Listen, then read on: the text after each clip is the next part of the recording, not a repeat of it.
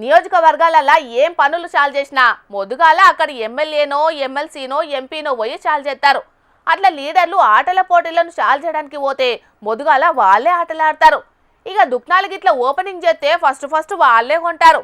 అట్లనే ఏదైనా పూజా కార్యక్రమాలకు పోతే తొలసూరు పూజలు కూడా వాళ్ళే చేస్తారు. ఇక రైతుల దగ్గరికి పోయినప్పుడు మాత్రం వాళ్ళతోటి ఓ 4 మాటలు మాట్లాడతారు కానీ వాళ్ళతో పాటు పనులు మాత్రం చేయరు చాలా మంది లీడర్లు. కానీ ఈ ఎంపీ సారు ఏం చేసిండో చూడుండ్రోలా.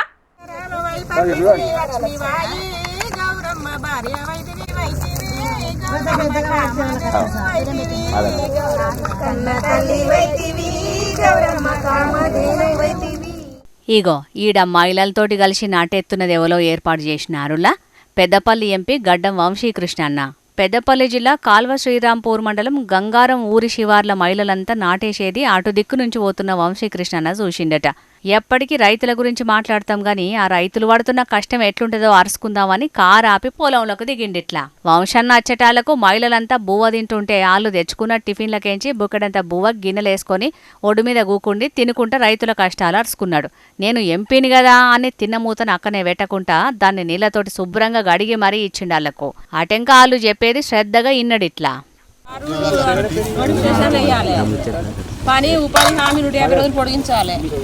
పని ధరలు కొంచెం తగ్గించాలి సార్. మేమేం కొనలేకపోతాం. ఈ ఎవలో గాని మాట్లాడినవి 3 ముక్కలే అయినా దాంట్లోనే అన్ని ముచ్చట్లు వచ్చినాయి. నిరుద్యోగం తగ్గేటట్టు నోటిఫికేషన్లు ఇయ్యాలి, ఊళ్ళల్లో పనులు చేసుకునేటట్టు ఉపాధి పనులు పెంచాలి, అట్లనే అన్ని తీర్ల ధరలు తగ్గించి పాదబిక్క జనాల తిప్పలు తీరవాలి అని అడిగింది. పంట 6 నెలలకు వస్తే మాకు డబ్బులు వస్తాయి. ఈ ఖర్చు అంతా ముందు పెట్టడమే మేము పెట్టుబడి. కొన్ని లక్షలు అయితే పెట్టుడు కూడా.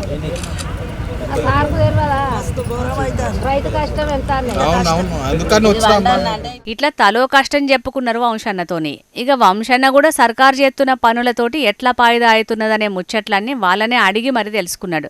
మరి ఆడిదాకొచ్చినోడు ఉత్తగా ముచ్చట పెట్టిపోతే అందరి నాయకుల లెక్కనే అవుతుంది కాబట్టి పొలంలకు దిగి ఆ బురదల నాట్లేసి మరి స్వయంగా రైతుల తిప్పలు ఎట్లుంటాయనేది తెలుసుకున్నాడు.